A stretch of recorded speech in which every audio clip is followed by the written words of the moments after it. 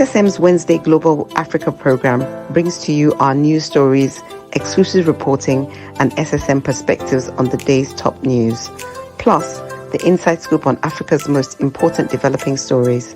Join us on Wednesdays, 11 a.m. West African time.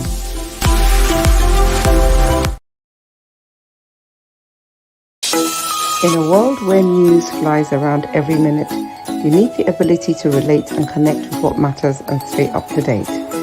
Schengen Story Media News Echoes program is Africans in Diaspora and at Home's leading English news network, one of the most trusted, respected sources for news updates on current affairs as they affect global Africa.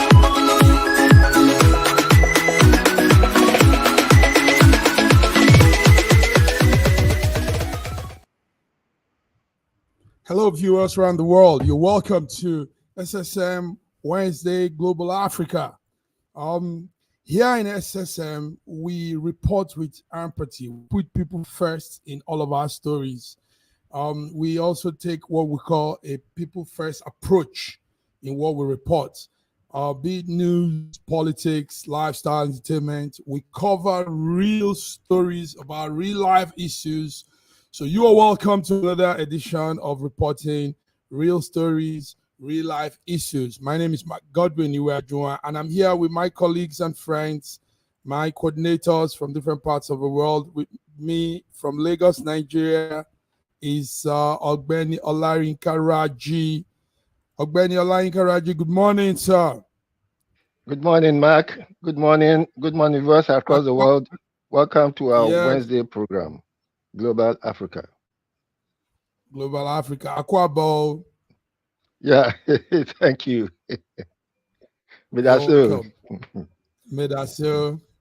Yeah, so also joining us in Toronto, Canada is our big man, Sir George Chukwu. Kedu. Sir George Kedu. Good morning. Good morning, my Godwin, and good morning, Olarinka Raji. I am wonderful. Greetings all the way from Canada. Yes, you look morning, wonderful, Sir George. Truly. Good morning. You look wonderful. Listen, sometimes we make our viewers know that we are Africans, we speak the dialects, so we know. So we're like them. We're not some strange people. We're not strangers from Mars. Raji speaks 3 languages. Raji speaks Twi. Raji speaks Yoruba. Raji speaks Hausa. Raji speaks English. That's a lot. George speaks Igbo. George speaks English. And George speaks English in a different, refined way, too. Nice. All right, gentlemen. Let's begin. It's a beautiful morning, Wednesday. But let's begin with, there are 2 sides, the bad news, the good news. Let's begin with some small, not too good news. Yesterday, a Nigerian was arrested in the U.S. over alleged $100 million COVID-19 fund fraud. Wow. And it doesn't sound good. But you see, on this network, we say both sides. We don't pretend, we don't hide anything. We don't make people think we're all that, So, George, it's not a good story. This young man was able to get a hold of that COVID insurance policy they used to have, and he was able to scam people, scam the United States authority. We're bringing the picture of the young man there. George, I don't know, did you hear that story? Was that story brought to you? Briefly, not completely. I overheard it. I didn't know it was that serious. I didn't look into it. But let's see this. Let's see the young man's face and. Yes. We don't have the picture we have is not his face. It's on the back of his head. Yeah, yes, is his back view. It's really not nice when young people, Africans, come overseas and have this wonderful opportunity to have a beautiful life, change their life, do something positive. And they go into this kind of act. So sorry. So we don't condone. We don't allow that. We are not party to such things. He's called Olayeye Yomi Jones. They have an also known this image here is not him. This is Ajero. Sorry. Yeah, this is the image we have of him. Sorry for that. Yeah, this is the image we have of him.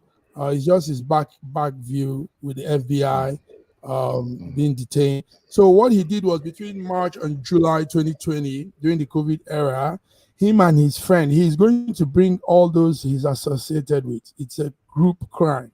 Him and his friends were in this fraud that the court said they defrauded 3 pandemic assistance programs in the state of Massachusetts. Massachusetts had this Department of Unemployment Assistance Program.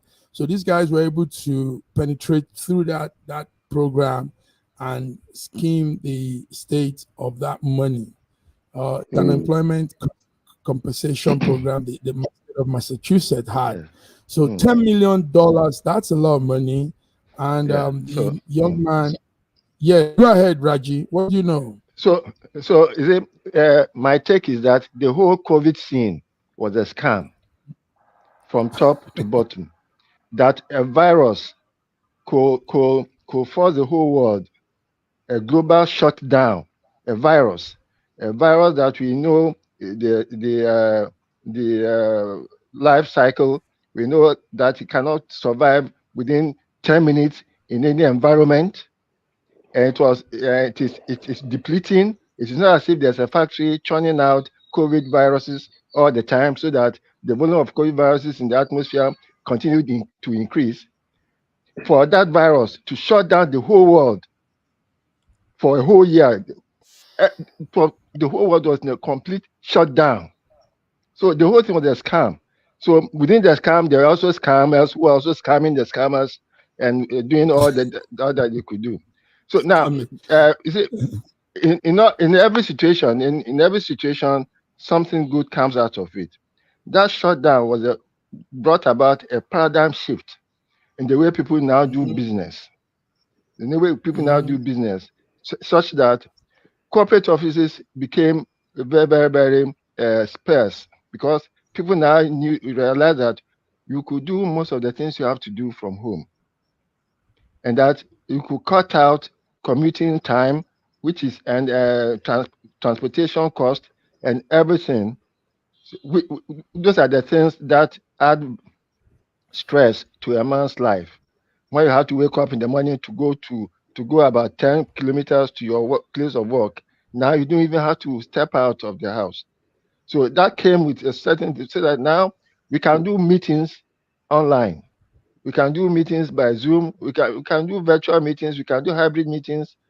So out of every rotten bread, we have gotten some kind of penicillin, so that out of every bad situation, something good has happened.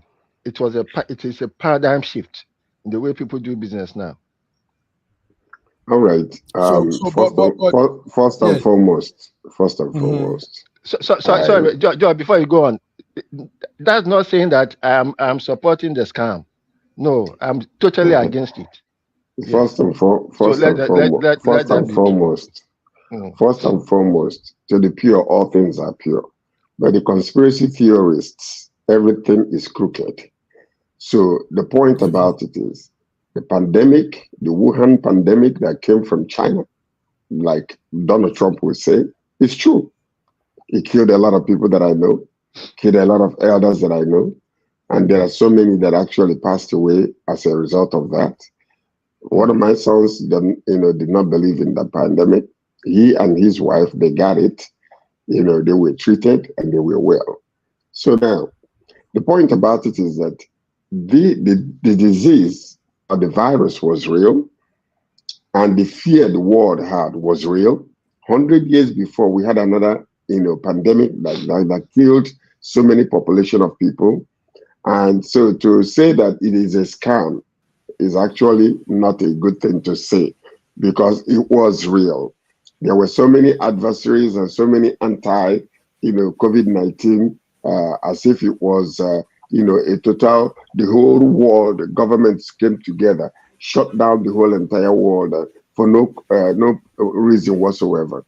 That COVID-19, that virus was real, as a matter of fact. So, but the thing is this, yes, you have mentioned so many advantages that came out of it, but to deny that it was a scam, who scammed who? Who came together to scam who? And for what? Let me finish. Let me finish. Okay. Who scammed who? And who came together to scam who? And for what purpose were they scamming, the world to shut it down? See, I'm not saying that the COVID virus was not real. It was real. It was real. And I could not believe that the whole world, with the technology that we had, we could shut down the whole world. Gentlemen, sorry, we're taking the topic out of the context. Yes. Before then, let's bring in our diva. When there's a diva, there's a feminine touch in anything. Yes. It brings shine, it brings some glamour. Yes. So she is the true African princess. Welcome, Bidi Nana. See George, waxing lyrical. Good morning, everyone in the studio. Good morning, Bidi. All of a sudden, my face is shining finally. Good morning. We are trying. Bidi, you made men began to say all kinds of things. Like Karaji was just, he didn't know what to say anymore. He was just smiling like a Batman.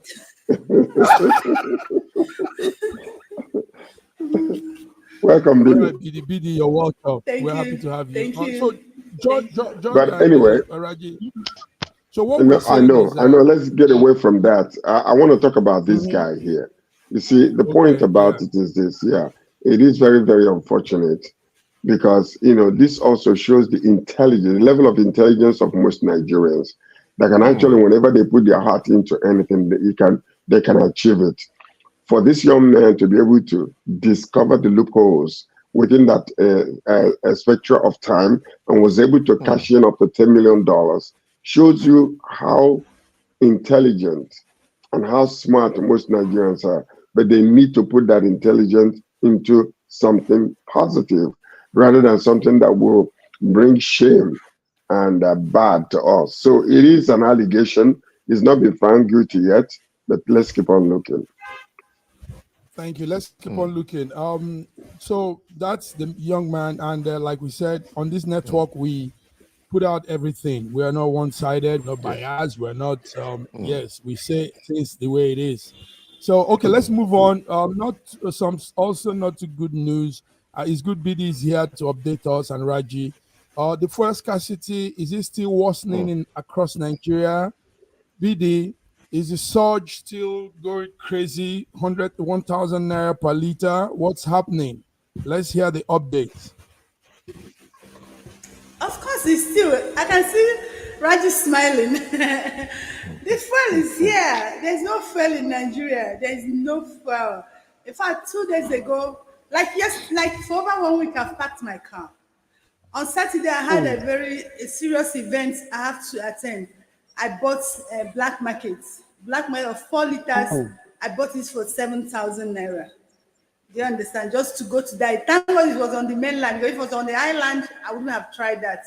I just went for the events, went back, packed my car. That's it. So on Sunday nights, I just said, let me go and try my luck. I was on the queue for more than 3 hours. Before you know it, they stopped selling.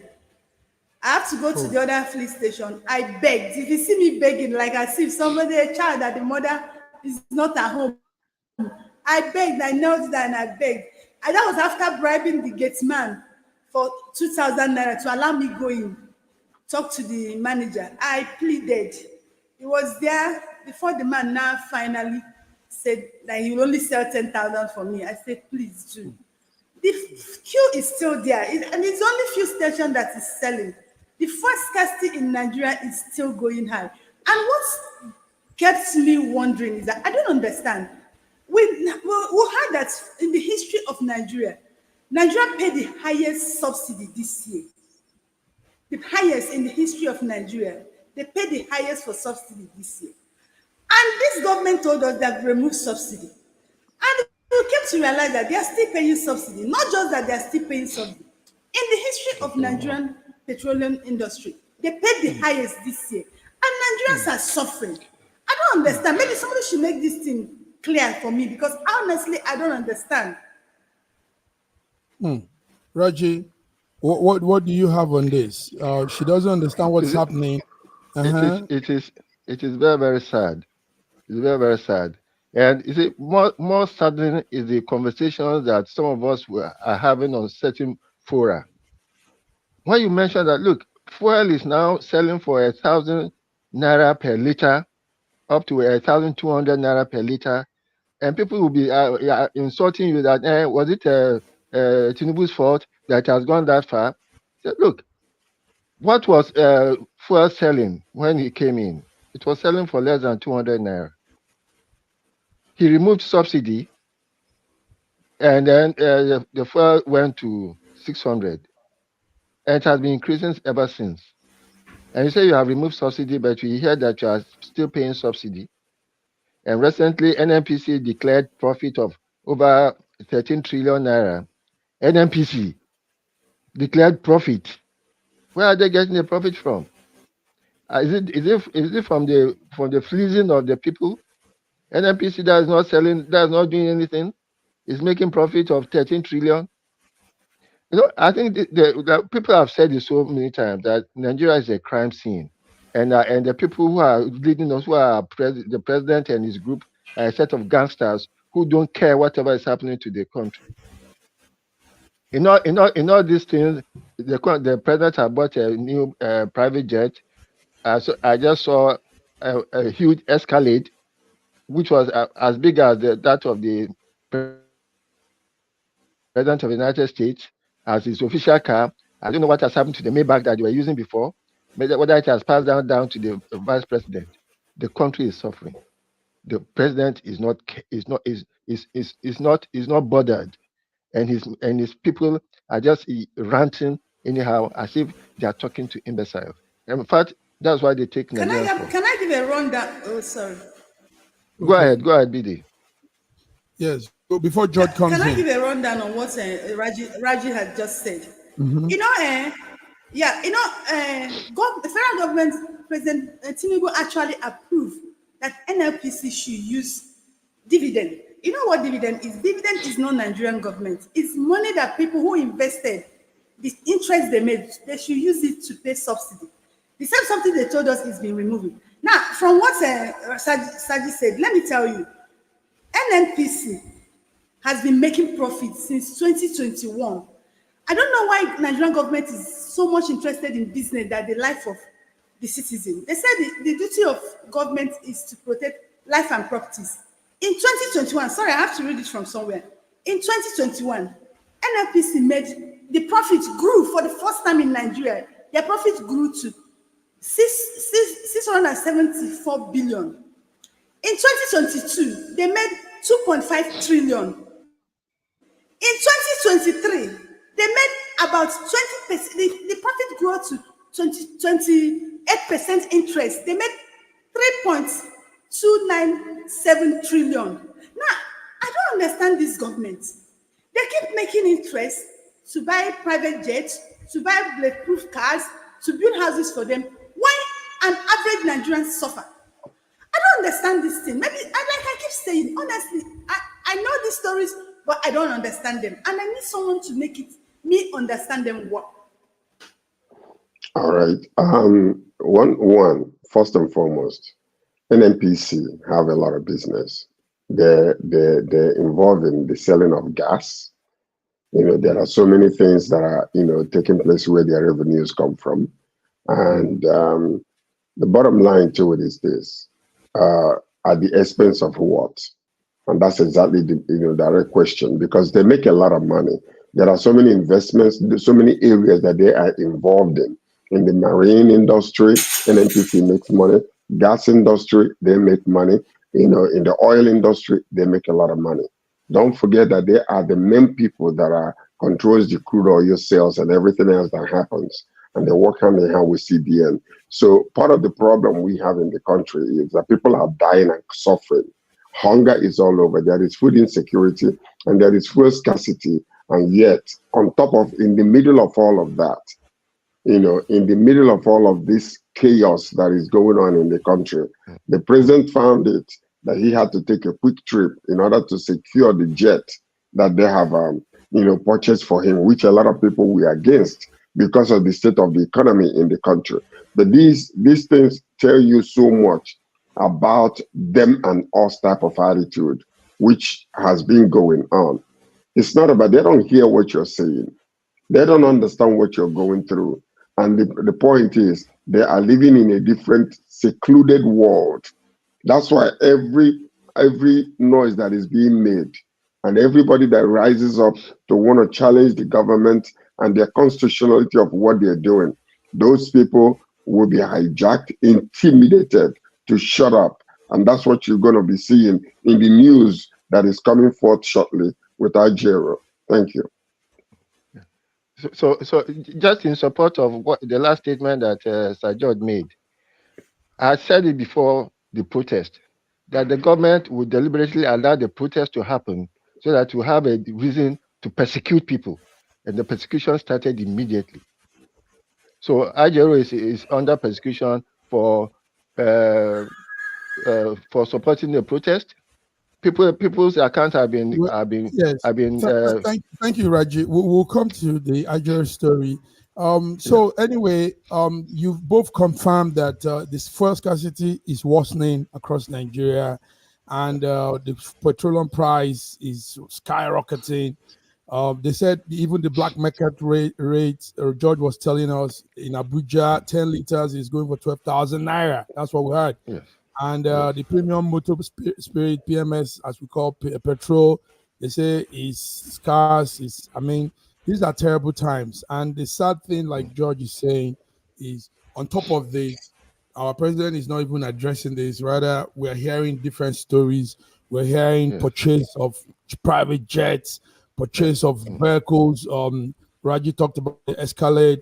And people, Raji and George and BD, the sad part is this. Listen to the sad part.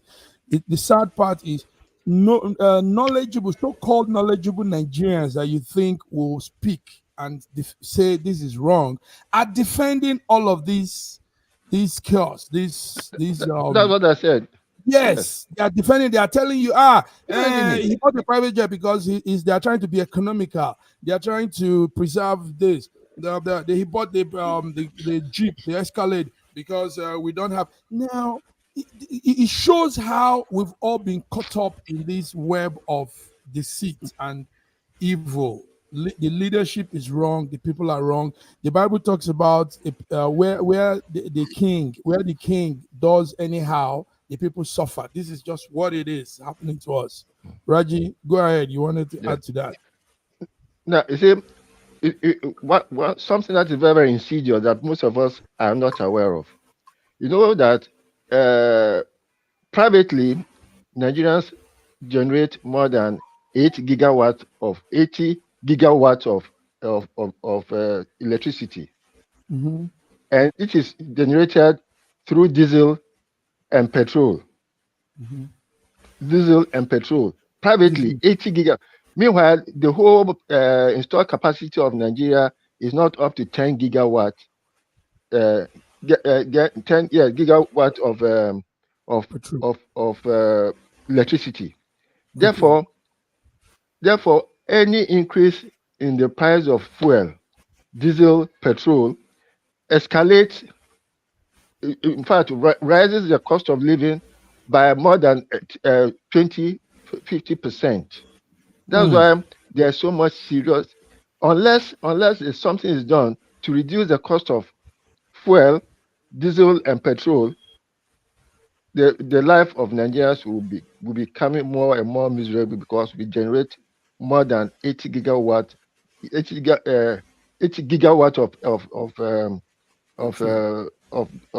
of electricity privately. Okay.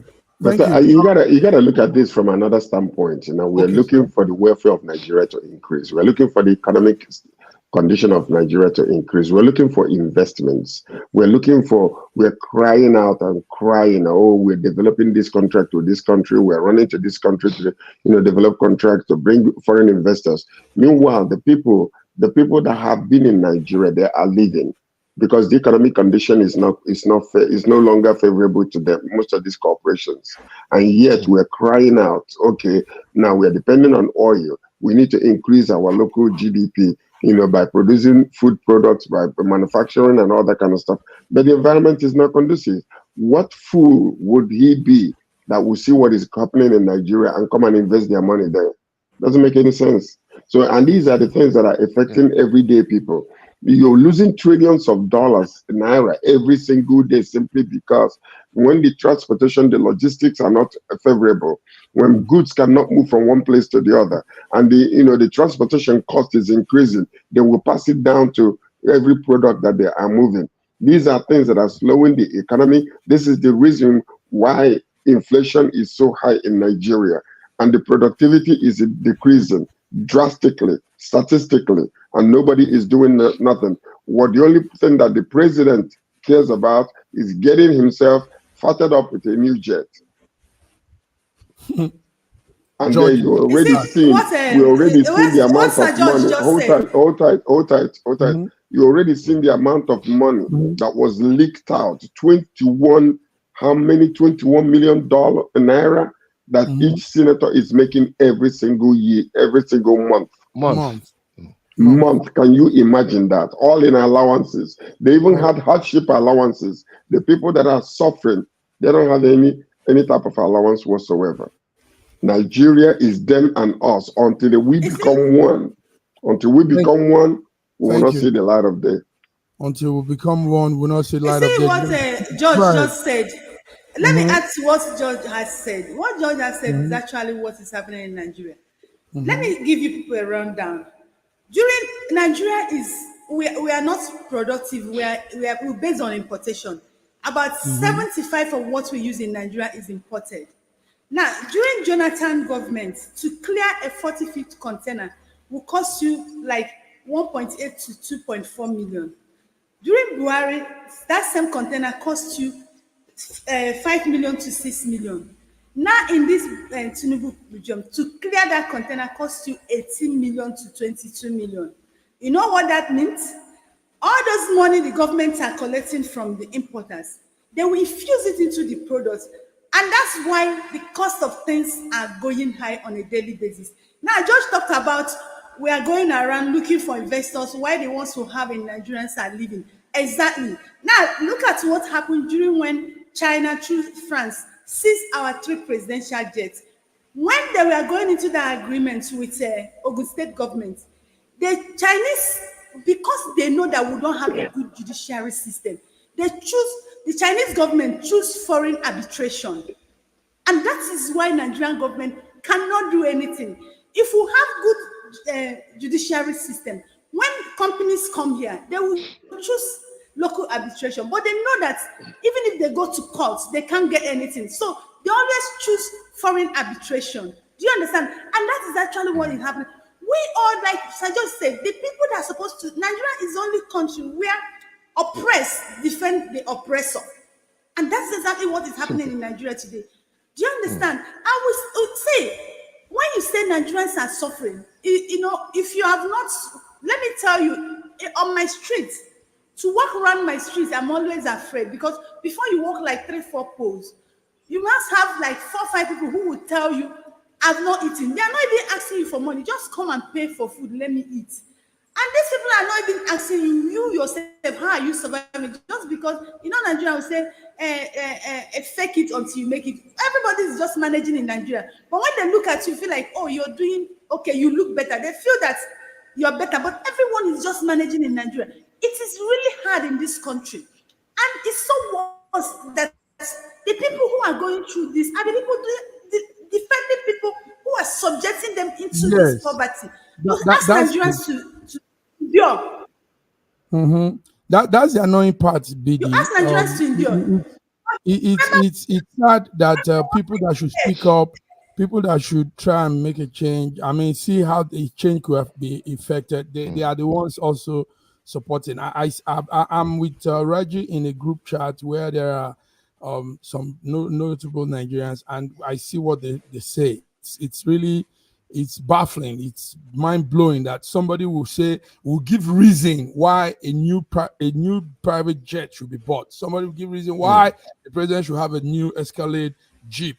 In this heat of what is happening, they are defending him. They are saying it is because of this, it's because of that. And last time I remember George was saying something. George, you said something. He said the country is talking about food crisis, how people can begin to grow. And you said, can't the president wife, for example, go behind her house and probably hold cutlass? I mean, make it like a show and hold cutlass and say, you people can start growing your own food. And she does some small... That. Yes, some small farming thing. I think it's when George said that she did that, you know. Now, can't the president also just use the old private jet and say, because we understand what is happening, private jet is not our issue now. Private Jeep is not, let's be using the old things so that Nigerians can know that we are trying to economize, and we're showing them how to economize, you know. But the president has a private jet. His friends have private jets. Why does he have to be going around the world doing what? Sit down at home. There's trouble at home. George, didn't you hear what our vice president said? Our vice president, who they spent 21 billion to renovate, not build a house for, said that any reasonable Nigerian can make out life with 8,000 naira. 8,000 naira. 8,000 naira that will not buy a tuber of yam. 8,000, to show you how mean and wicked these people are. It's not mean and wicked. These people are dislocated and disconnected from the public people that they are supposed to be serving.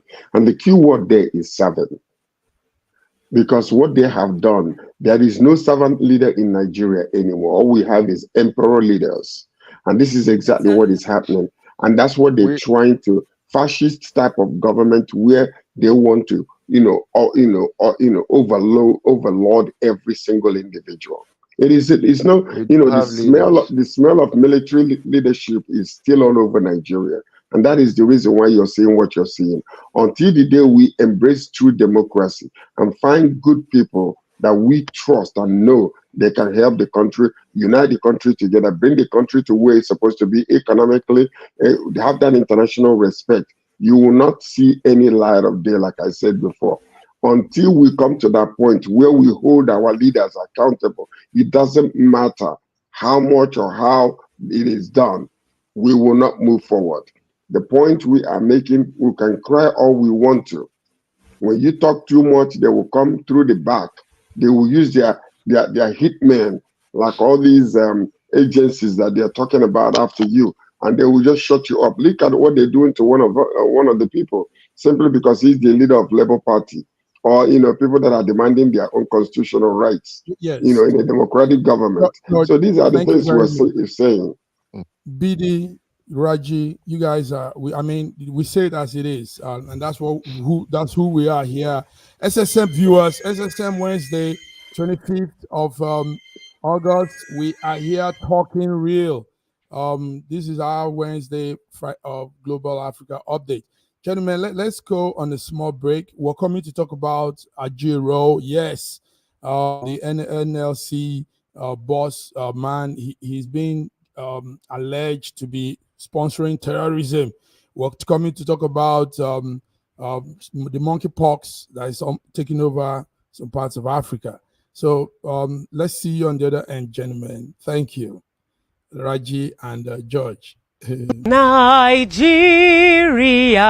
we hail thee, our own dear native land. Though tribe and tongue may differ, in brotherhood we stand. Nigerian soul are proud to serve our sovereign mother.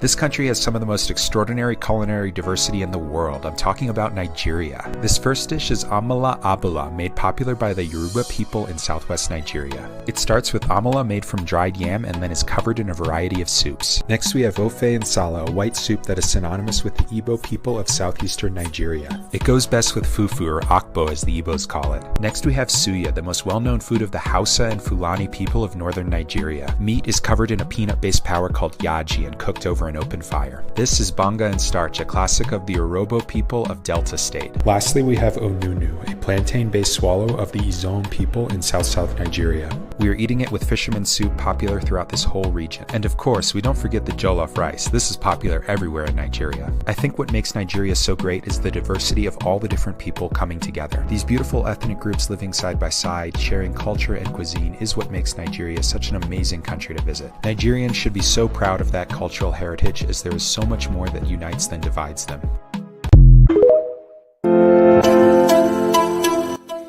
SSM's Wednesday Global Africa program brings to you our news stories, exclusive reporting, and SSM perspectives on the day's top news.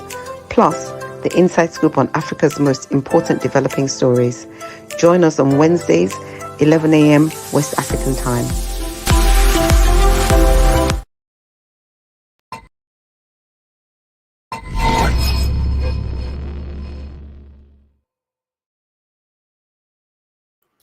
Yes, we're back.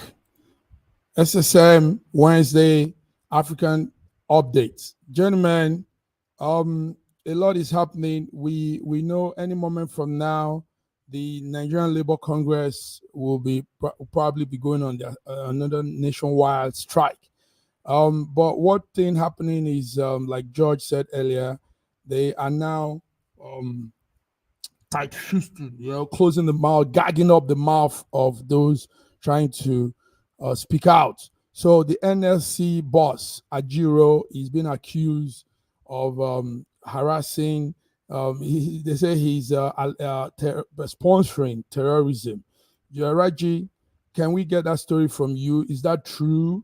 Is Ajiro sponsoring terrorism, or is it the Nigerian police force deliberately tagging him to silence him? Raji? Short of repeating myself over and over again, the protest was preventable, but the government refused to prevent it so that to have a reason to persecute people, persecute ghosts who they think are against them, to persecute their perceived enemies, to persecute anybody that they can brand as a sponsor of terrorism, of protest. There's no illegality if anybody sponsors a protest. There's nothing illegal in that. But government has now made it an illegal thing for something that people will be persecuted. You see, there's a difference between being prosecuted, which is you are taken to court. But what the government is doing is persecution, going after enemies, the imagined enemies, anybody who says anything that they think is criticism against them. Because there's no reason why they should be going after Ajero.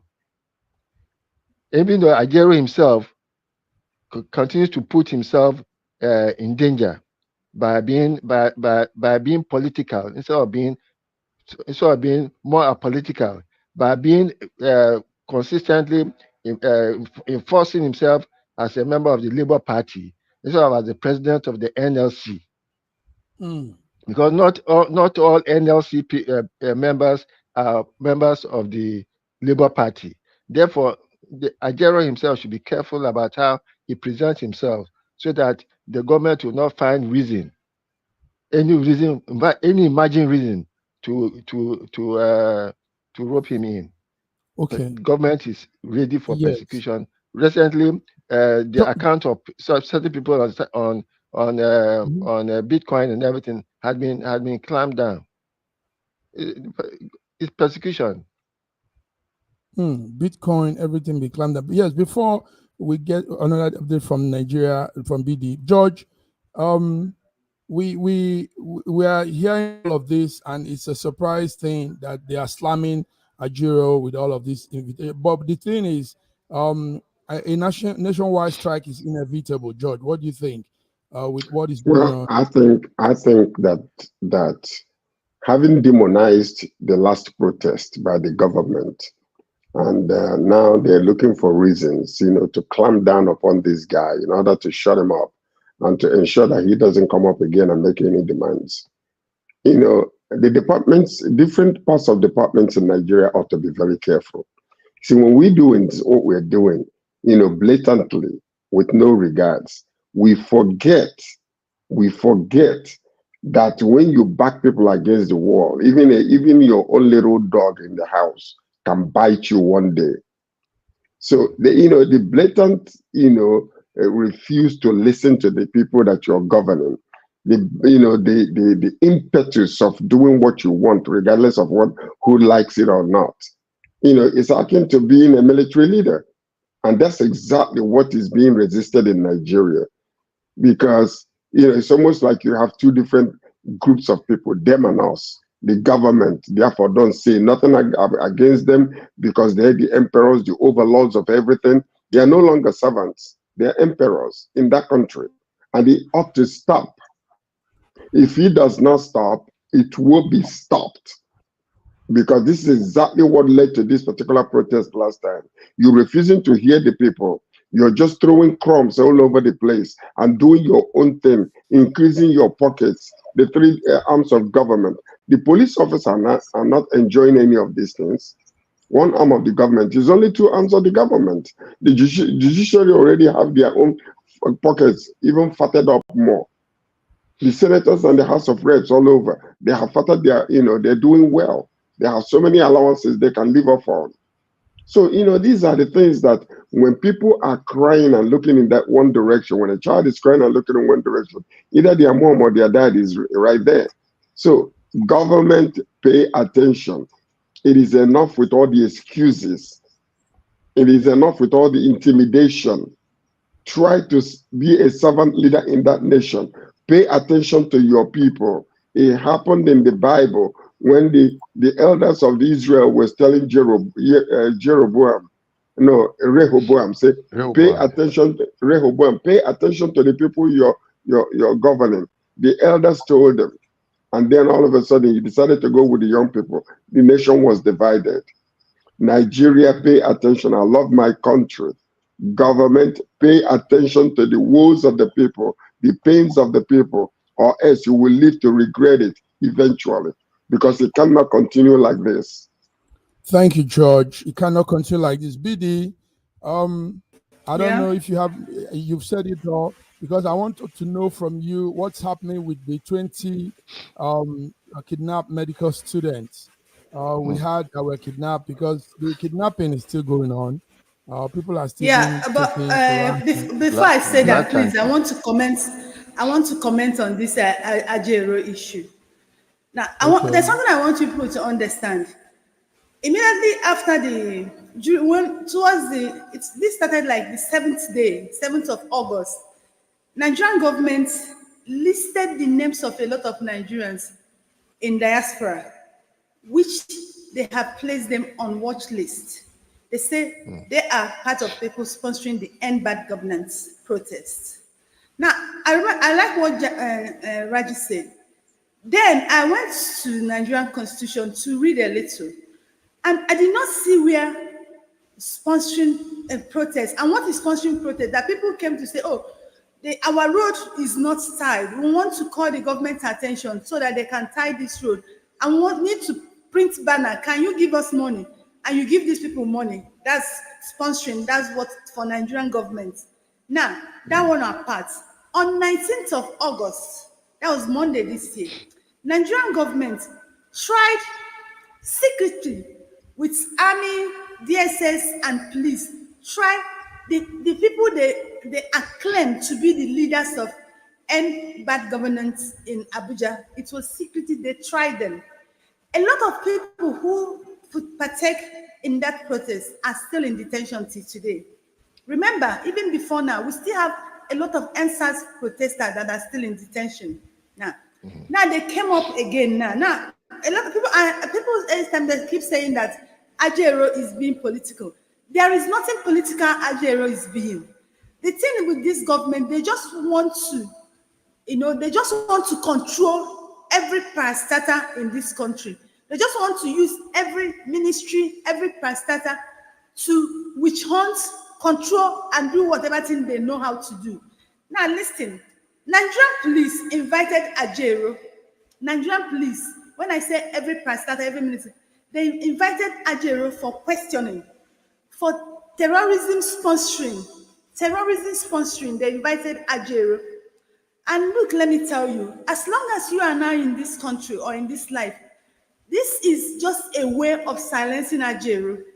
Because you know what happened? The end bad governance has nothing to do with Labour Party. This was Nigerians that did it. They came out and they protested. It has nothing to do with Labour Party. But they are trying, because they said they are going to start another protest. Even before this, that they want to start recently, it's been slated to start on October 1st. You see, this thing they are doing is just to silence Ajero and silence Labour. That's just it. And to silence Nigeria. Because once they achieve what they want to do with silencing Labour, then they've silenced Nigerian. That's just what they are trying to do. That's what they are trying to do. That's it. Okay, let's talk about what's happening in Benue. 21 medical students were kidnapped. And okay. yes. So have they been released? Yeah. Have they been? Yes. They've not been released. They are still in detention. They've not been released. They are still in detention. Yes, in detention. The amounts they are calling them. In detention. What do you want me to go? They're still in detention of the bandits now. They're still with the bandits. Okay. In the hands of that is it not detention? They're still in the hands of bandits or the kidnappers. So I'll call it detention. So they are calling for ransom, and the kind of money they are calling, the parents, their relatives don't even have that money. They've not released them. Now, what I do understand, sir. Yes. Ladies and gentlemen, this look. Why is it now become normal that people are kidnapped and government will pay ransom? How has it become ransom? Why has it become normal? How has it become normal? Maybe George can answer that. George. The reason why it is so is simply because of this. You have to understand that there is a possibility that the government has some kind of some of the leaders in our communities are involved with some of these kidnappers. They will tell you that anytime a kidnap takes place, somebody from the inside is giving somebody outside information. And the reason why it's so difficult to stop is simply because many that are sitting on top are using these kidnappers to terrorize people, to intimidate people, and also to make money for themselves. So don't tell me that they are not benefiting. If they are not benefiting, I will be surprised that it will continue. And why is it that in certain areas, stopping these people could be so easy, but it's not going to be easy? Why is that? And this is part of one of the problems that we are having. So right now, all we are looking at is, we're still looking at it and we're still seeing it in our own eyes, that these people are being empowered. They are being empowered, not because of their own knowledge of their own military strength, but because of the people that are inside that is giving them information. Why is it that when they are arrested, how many of them have you seen gone to jail? How many of them have you seen gone to court? How many of them have you seen now sentenced to prison? I don't see that. So tell me the reason why they can be deterred from kidnapping people and trying to make money for their masters. There's no reason whatsoever. Yeah, George. Let me answer that question again to you. Let me answer that question again to you. Please. We all were in this country. We know how powerful Gumi was in this country, and still. Have they arrested him? Have he ever been invited for questioning? Even Nigerian government paid ransom and they're still paying. Now, let me shock you.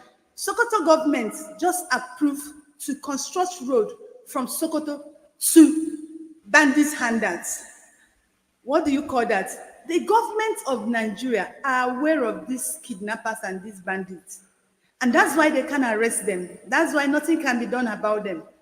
So, I remember 2 years ago when they kidnapped a certain family, and the government was telling them, don't pay ransom. And government went ahead and paid ransom. They know these people. You remember what happened in Zamfara State? Zamfara arrested these people, handed them over for them to be judged in the courts in Abuja, and then they sent them home. Nothing was done. Baby. So the governments are aware of who they are. Yes, and sadly, this particular 20 medical students have been kidnapped.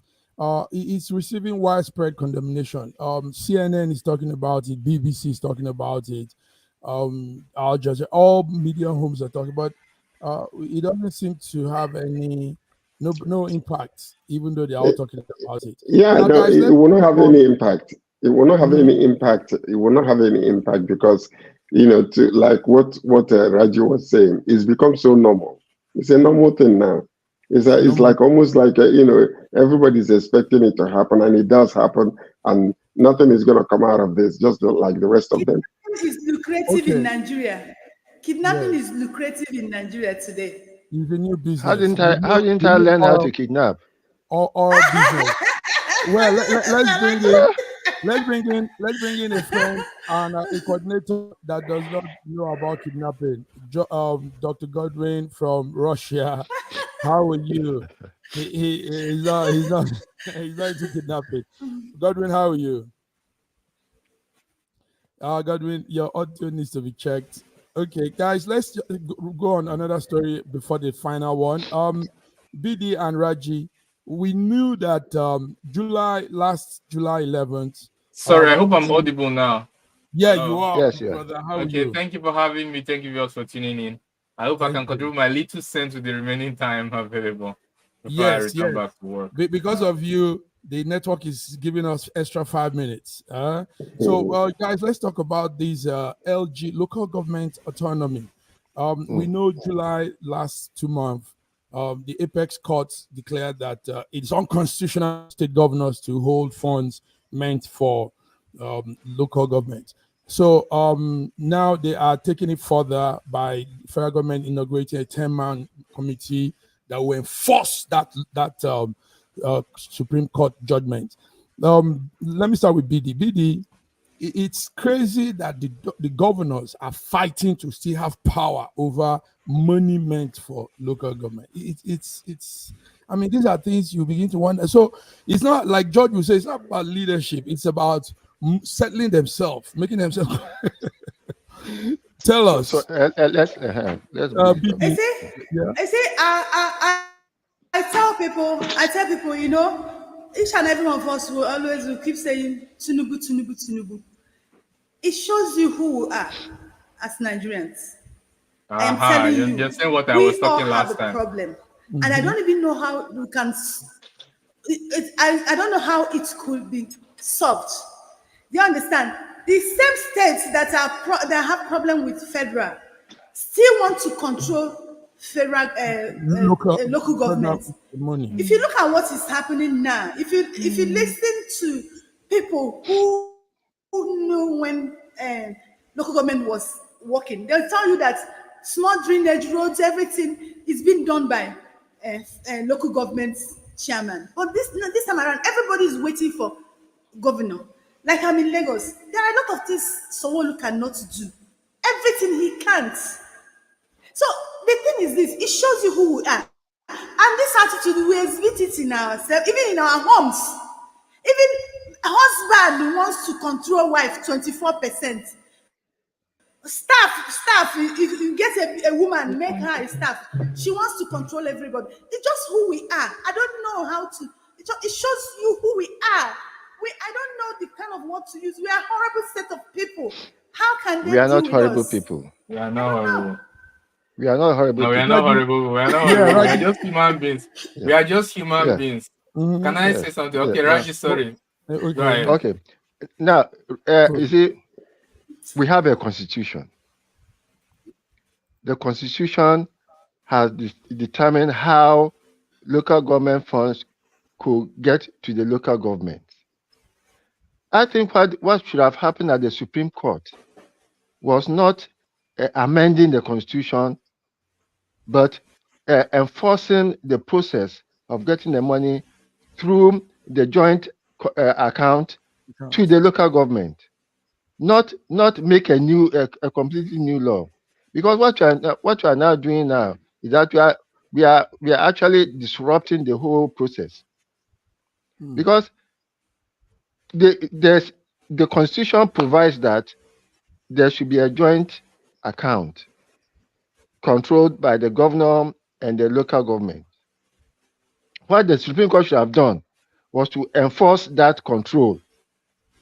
That when the money comes to the joint account, the governor should not have control over how it is dispersed, but it should go to each local government as stipulated by the Constitution. Nigeria is the only country in the world in which local governments are enshrined in the Constitution. Local government is a local affair for the states. But because we have a warped federation, each local government is now enshrined in the Constitution, so that no state can change the number of local government it has, no matter how bad it is. That is why before Lagos State and Kano State, when Kano was Jigawa and Kano, had the same number of local governments. When Jigawa was created out of Kano, Jigawa had 22 local governments, Kano had 24 local governments. Lagos still had its own 22 local governments. You see? But then these are enshrined in the Constitution. So what Tinubu wanted to do at that time was to create more local government for itself, so that when the money from the local government come to the state, it will be dispersed among the local. But he had a problem because he could not change the Constitution. Now the Supreme Court has amended the Constitution. Meanwhile, there are procedures for amending the Constitution. So let us do things right, and then we'll do the right things. Yes. Thank you, Raji. You opened up more. Yeah, Godwin, let's hear you. What do you think? How do you think this thing can work? Because 10-man committee. Yeah, BD is echoing some of my sentiment last time. When I talked, someone said maybe I'm not showing enough empathy. It's just the fact. Many of us, we have it as a hobby, as sport, blaming leaders. When we know that the leader is usually, sometimes leader is one of us who passed through the same system and got himself up there. And we don't take responsibility for the part that we're supposed to take responsibility and try to fix what we can fix, and we remain focused on one person. I mean, this fight, the way I see it, is like a football match between two teams. And the two teams, they are thieves. They are both thieves. But thief A, thief B. Thief A has just one thief in there. Why thief B has 19 thieves? So they are fighting among themselves. The fact is that once upon a time, before the state government started having the monopoly over state, the local government chairmen were kings. They were monarchs. Who dare you talk to local government? They're the one who decide which road will happen, which construction, which contract, everything. They are alpha and omega. And then the state found a way to put them in check and become the boss. And then we now have 19 loud voices instead of one. So that's what is happening. Instead of one loud voice, we now have 19 loud voices, because 19 loud voices don't have that monarchy power. But in any case, for distribution of power, it is better to distribute it to 19 thieves than one, because somehow among them, one or two of them will have common sense and they will look his place, while the other 17 will languish. You understand? So in any case, it's still better. That's why I support it. We have to divide power and distribute the power, so that you have that chance to have some sensible people who will say, okay, let's reduce corruption, let's improve, let's increase development, let us, all the eggs cannot be bad in the basket. And that is why I support this distribution of power. But it's not that as if they had clean hands, or the people who are saying leader is bad, they themselves are good. Or if you go to the house, there's no skeleton inside. You understand what I'm saying? So I like to speak the fact the way it is, right? The way it is, and you just said it. George, you're laughing so much.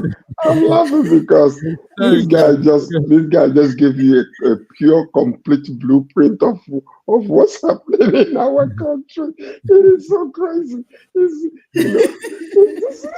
I'm so sorry, So but I hope I did not say what I'm not supposed to say. no, you said exactly what you just said exactly what No, you're you supposed said to the right say. thing. No, you analyze it very well. So You just anyway, the analogy. I fit us very well.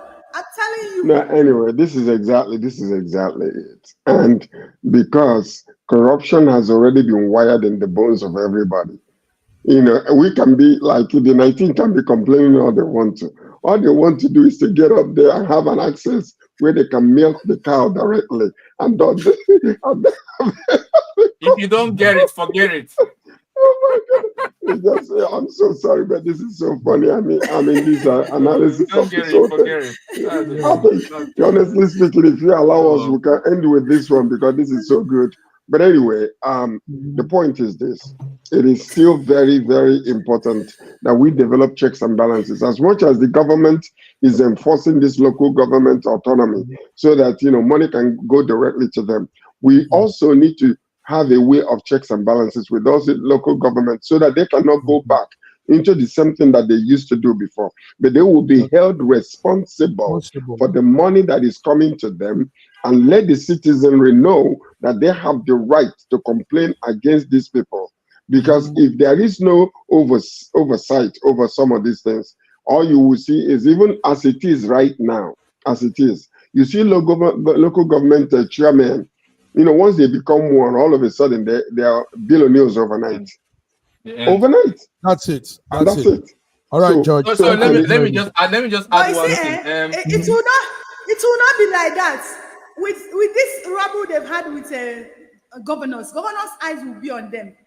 They will not embezzle money much because governors' eye is on them. I'm telling you, they will work better this time around. I think the best. Okay. Can I say something?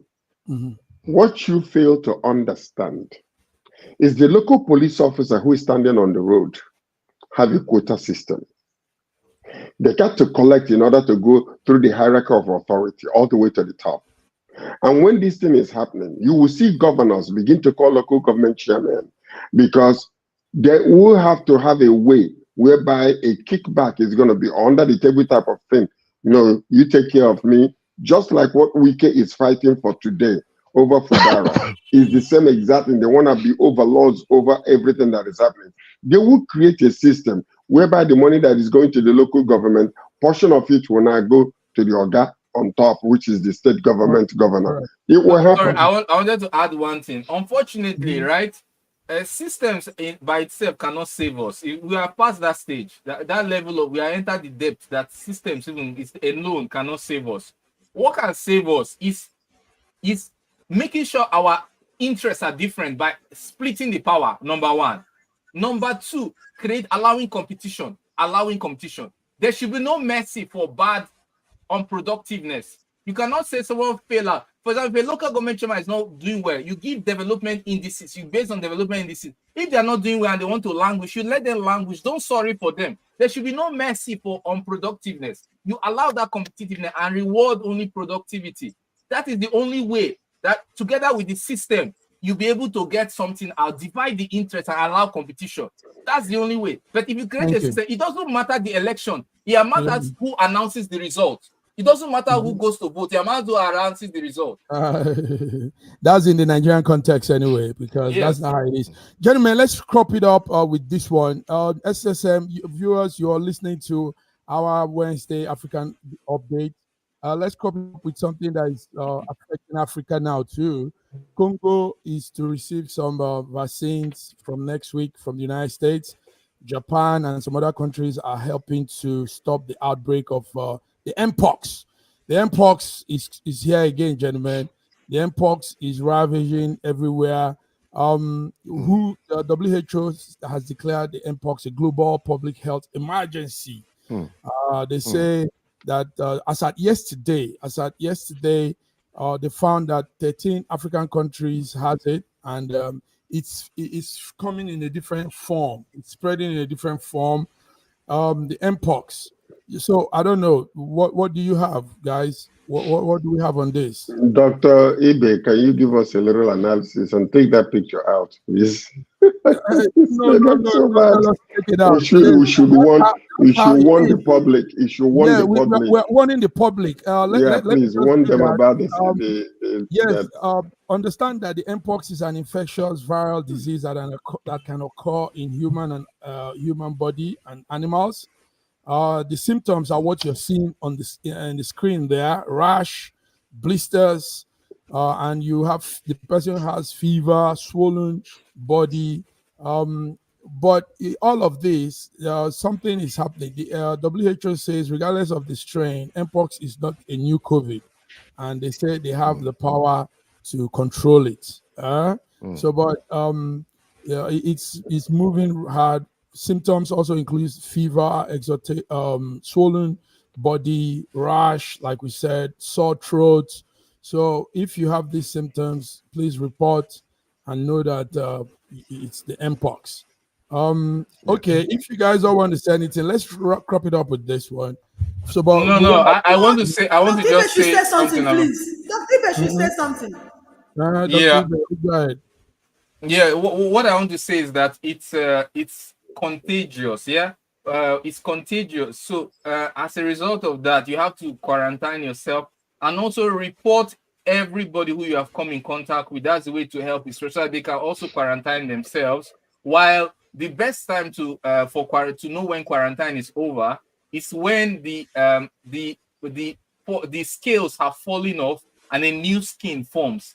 At that stage, infection, the virality is very low. So you have to kind of quarantine yourself till those scales fall off and a new skin start developing. We have to take steps to be personally responsible to prevent the spread. That's the part I want to focus on. While, of course, the health organizations are doing their part, right? Thank you very much, Dr. Ibe. Viewers, excuse me. Dr. Ibe, please, can you educate people how they can contact this? Can you educate people, please? He just did. Physical contact. Even pregnant women can transmit. No, physical contact. How do they contact physical contact? Yes. Touching, kissing. Pregnant women can transmit it to their unborn babies. So it can be transmitted through pregnancy, it can be transmitted through physical contact, touching, kissing, hugging. Any kind of physical contact can transmit the disease. So anybody you have come in contact with, they also have to know about it and quarantine themselves to contain the spread. That's what I said. Thank you. It's not 5 to 21 days. 5 to 21 days, right? Let's say 21 days. And it is not stopped by taking a salt bath or drinking salty water. You should be careful. Yeah.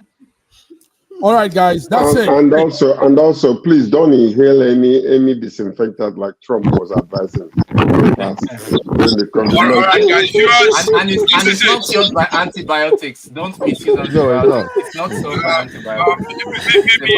Maybe you can do a small clip on this, a 2-minute, 3-minute clip, and let's share around so we have our people who don't want anything to come take over Africa. Remember, the West, most times when they hear this, sometimes some of them like it, they say, Africa is going to get all blown up with some viral disease, like they said, of COVID, and behold, it didn't happen. So it will happen, but you have to be on the lookout, you have to be on the guard, be careful. The TV has told you. Something with your audio, Mark. And yes, so your audio is messed up. On that note, can you hear me? On that note, guys. Yes, we can hear you through the code. On that note, we are going out now. Let's come back on Friday. Thank you, Dr. B, for the tips, health tips. Thank you for all the insights. Thank you, Raji. Until we come again on Friday. You guys have a beautiful day. Have a beautiful week. God bless you. Yeah. George, to Canada, thank you. Taking your time out in the morning to be with us. All right, then. Bye-bye. All right.